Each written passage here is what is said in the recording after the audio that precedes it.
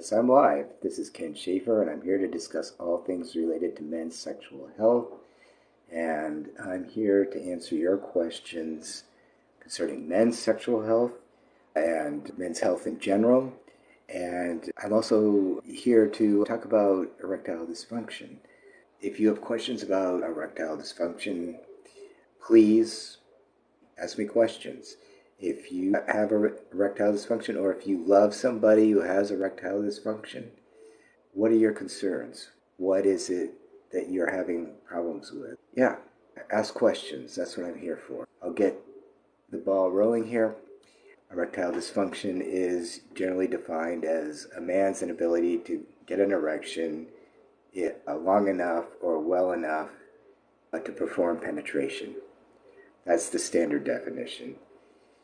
There are many causes of erectile dysfunction. There are the medical issues. If you have a compromised vasculature, meaning your veins and arteries and whatnot, so if it's compromised in blood flow, that can cause erectile dysfunction. If you have some kind of hormonal imbalance, that can cause erectile dysfunction. If you're on medications, that can cause erectile dysfunction. There are a lot of standard medications, some of them are over-the-counter, that have side effects that include erectile dysfunction.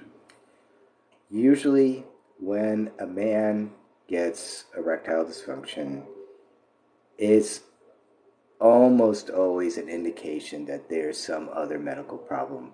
It's like the canary in the coal mine, all right? If the canary dies in the coal mine, you know there's a problem before you feel it. If a man has erectile dysfunction, generally he'll go to his doctor, and the doctor will give him a testosterone test and probably not test anything else.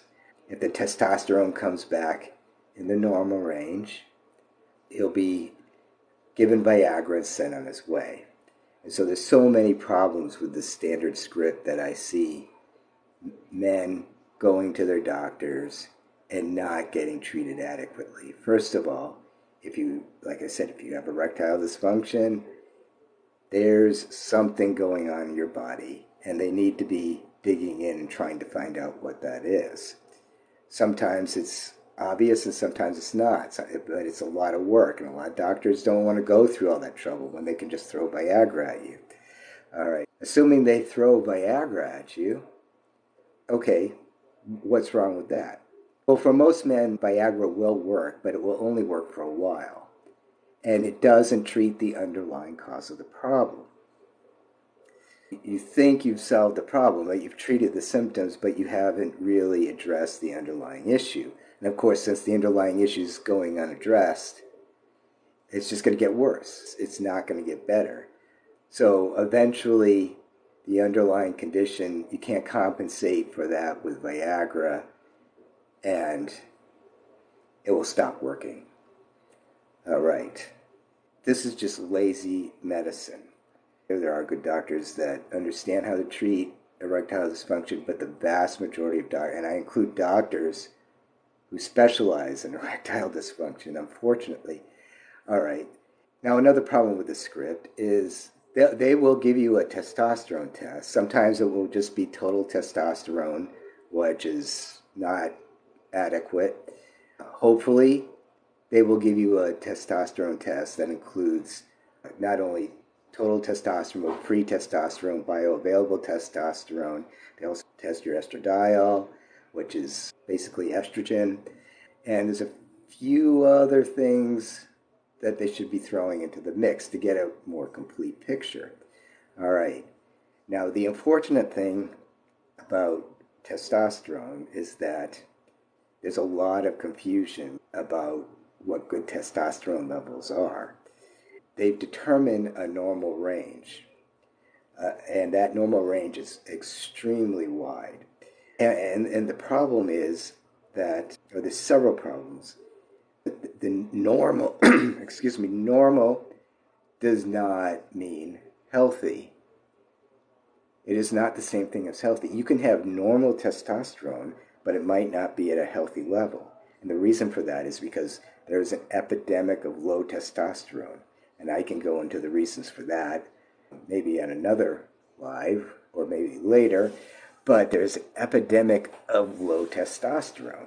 And when there's a lot of people with low testosterone becomes normal. When they're determining what's normal, they're not determining what is healthy. If you go to your doctor complaining of erectile dysfunction and you have a total testosterone level of 300, the doctor's going to tell you, oh, you're fine because you're normal. And again, they'll throw Viagra at you. That isn't good enough. Now, the testosterone numbers aren't the whole story. There's two elements to testosterone. Some people are very sensitive to testosterone, and some people are very insensitive, and most people fall somewhere in between. And so when I talk about healthy and unhealthy levels of testosterone, I'm really referring to that middle group. Some guys, a few guys, are going to be fine with a total testosterone of 300 because they have testosterone receptor sensitivity. And because their testosterone receptors are so sensitive, they don't need that much.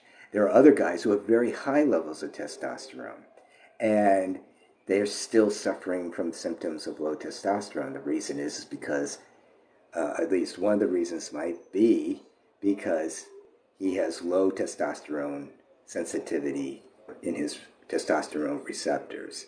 There are guys who need very high levels in order to feel normal, and there are guys that are going to be fine with very low levels.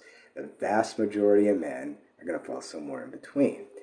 And in general, for the majority of men, optimal levels, and there's some wiggle room here because not every doctor agrees one way or the other. Most doctors don't know what a healthy level of testosterone is, but doctors who specialize in men's health will usually say you want men's testosterone to be at least in the 700 to 800 range.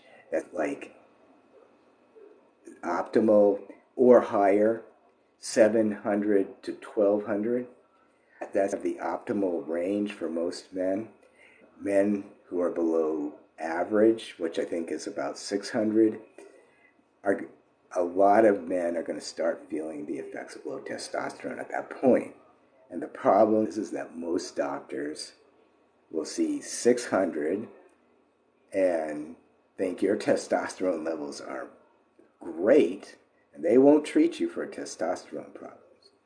Again, this is something that men who have erectile dysfunction deal with when they go to their doctors. They're not getting adequate treatment. They're getting doctors who aren't digging in to the underlying cause of their problems, the medical causes.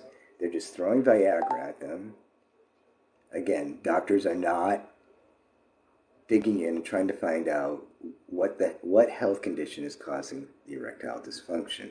They're also prescribing medications willy-nilly. And often medications, as I said before, a side effect of the medication is erectile dysfunction. And it's unbelievable to me that doctors they don't worry about the side effects. What they do is, when you have side effects to a medication, they'll prescribe another medication to counter the side effects. This is why so many people are taking 3 or 4 medications, sometimes more. I've known people on as much as 15 different medications. And this is lazy medicine. Sometimes medication is necessary, okay? More often than not, or maybe not more often than not, but quite often, health issues can be addressed simply by adopting a healthy lifestyle, a healthy diet, exercise, sleep, and whatnot. And there's something I haven't discussed here, which is environmental toxins. If you learn how to avoid exposure to environmental toxins, that can also go a long way to alleviating a lot of health problems. If your doctor is prescribing medication and it's necessary, I'm all for that. But if the doctor's first reaction to some very standard health issues is to prescribe medication, that's a lazy doctor. Okay? The doctor needs to do adequate level of testing, try to find out what the source of the issue is, and then try lifestyle changes and natural methods of alleviating the problem. And in the case of erectile dysfunction, a lot of guys, all they need to do is change their lifestyle and they will start functioning again. A lot of guys need to learn about the environmental toxins we're exposed to. The environmental toxins are often estrogenic, meaning that they act like estrogen and they screw up our endocrine systems. I am a men's health and wellness coach, and I specialize in men's sexual health. I deal with men who have erectile dysfunction. So I'm seeing a lot of patterns. A lot of doctors just simply don't know what they're doing, especially when it comes to erectile dysfunction. There's an epidemic of erectile dysfunction, and there's a lot you can do to treat yourself. There's a lot you can do to find a doctor who's competent. There's a lot you can do to take control of the situation. If you're someone whose partner has erectile dysfunction and they're struggling with it and you want to help them, I hope you will reach out to me for advice. The person suffering from erectile dysfunction isn't always the only person suffering. Their partners can be suffering. The family can be suffering because a lot of guys with ED are just in a really crappy mood all the time. I got cut off. I was about to wrap it up, and I wasn't sure what was going on, so I came back on. Anyway, I hope to be doing this in the future, more of these in the future, to reach men with erectile dysfunction. Follow me, ask questions, reach out if you need help or if you know somebody who needs help. I'll end this here, and I hope to be back on again soon.